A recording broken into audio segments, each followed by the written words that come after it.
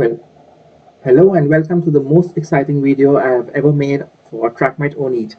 This is particularly exciting because TrackMate Oneat now not only just contains inputs from computer science and computer vision, but it also includes some biology and physical information to actually autocorrect the tracks. For example, for this particular data set that I have, the biology of the situation is that if you have a dividing cell like this, it first of all acquires a particular shape, which is this cylinder, and then these two daughter cells actually move in a particular angle which is perpendicular to this cylinder, right? So if I put this into a bit more technical terms, it's like if I fit an ellipse on this particular cell and I calculate the major axis and the minor axis, the daughter cells are going to be found in a plus minus veto angle of this minor axis. And that's the biology of the situation, that where should I actually ask my algorithm to look for candidate cells to link to the mother cell, and this gives me kind of an exclusion region of where not to look, right? That's the biology. What about the physics of the situation? It's like these are the cells which have a certain mass, and we have the principle of momentum conservation, that if something like this splits up, the split components or these two daughter cells, they cannot just move arbitrarily, they have to move in a way that conserves the momentum. And if I enforce this momentum conservation, which is a fundamental physics law which everybody has to follow, and biological cells are no special, and if I enforce this momentum conservation on these cells in my algorithm, I would always find these daughter cells on the opposite side of the major axis. So for example, if you look over here at this particular cell, and the major axis is like this, right? And because of momentum conservation, I will always find these cells on the opposite side, and that's the physics. And the biology is that if I have the minor axis, these cells would be close to this region. That gives me a huge amount of information that I can put in my algorithm for it not to make track linking mistakes, because now it's not blind to biology, it's not blind to physics, it has this information built in. So I'm building in now three pieces of information in my algorithm. One is the prior of the cell fate. It knows that this cell at this particular time point is dividing. It knows what is the biology of the division process, so it knows where to look for the candidate daughter cells, and then it knows that these candidate daughter cells cannot be on the same side, they have to be on the opposite side. And now let's see what happens if I put all of this information in TrackMate Oneat and then ask it to give me corrected tracks automatically, which I do not have to correct manually. So again, your input is the hyperstack, which contains in one channel the integer labeled image, in the other channel the raw image. And now we are going to do the process of finding the spots and then tracking them using simple LFE tracker, which does not find divisions. And I'm going to keep all of these tracks. I'm going to show the selection only. And I'm going to start Oneat. And now the biology and the physics that I just explained to you is called the Murray's exclusion principle, because she's the second author of this plugin, and that's where this inspiration is coming from, to include this in the tracking process so you can actually improve the accuracy of your tracks. And first thing is you have to load the file which contains this cell fate location, which is where are they dividing, and then this Murray's veto angle is the region around, is the angle around the minor axis where I'm going to look for the candidate daughter cells. And this check box tells you that you actually have to use this information. So what we are going to do is first let's run this with Murray's exclusion principle, see what are the tracks that we get. Then we will do it without this principle and see what mistakes we are going to make if we do not use this, right? Because it's like, you put information which is correct, it can only improve the algorithm, because now it's become more smarter by knowing this information, whereas if it doesn't have this information, you would expect that it would make more mistakes. And that's what's going to happen over here. So this will produce this new display which is in yellow, the minor axis of the ellipse. We have to go to the proper Z and T to find which cell it belongs to. But the yellow is the minor axis of the ellipse that it fits on the cell. The red is the major axis, and the blue is the connection between the mother and the daughter cell.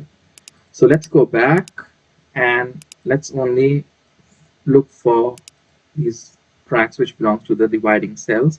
Let's turn on the track scheme. Right, so I'm going to now go and look at the mother cell, and just put it here.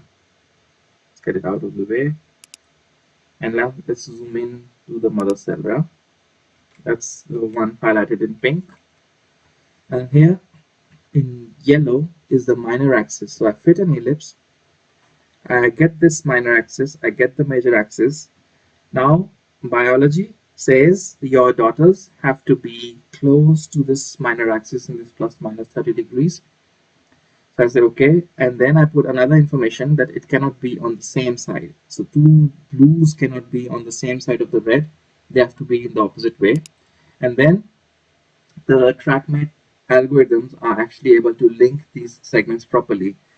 And then you get proper nice lineage trees where you have the location of the mother cell, and then you have you're following the correct daughter cells after that. So that's one. Now let's look at another one. It's again the same, this one over here.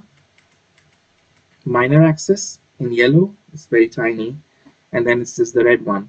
And now it says okay, they have to split up, and then they have to move in the opposite direction, and that's what happens. And now you have a track which is something that doesn't require manual correction, which is auto corrected, right? And now let's look at this one is particularly big one. Let's look at which one is this. So that's this one, right?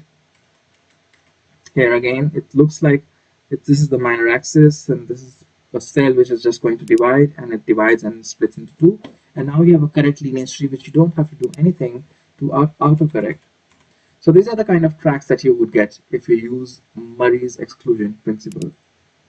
Let's see what happens if you do not use this exclusion principle, which is you say I don't want to have this biology and physics in my track linking process. I only want to use the TrackMate algorithm, and I want to put the cell fate information coming from Oneat, and therefore I'm going to uncheck this box, and I'm going to actually I should have started the tracking process from the start. So let me actually go back and start it from where I started the one where I was actually using this principle. So everything is set up in the same way. So now Murray's exclusion principle, and now let's click OK. And okay, now you see that there are much more of these drawings of these ellipse axis, right?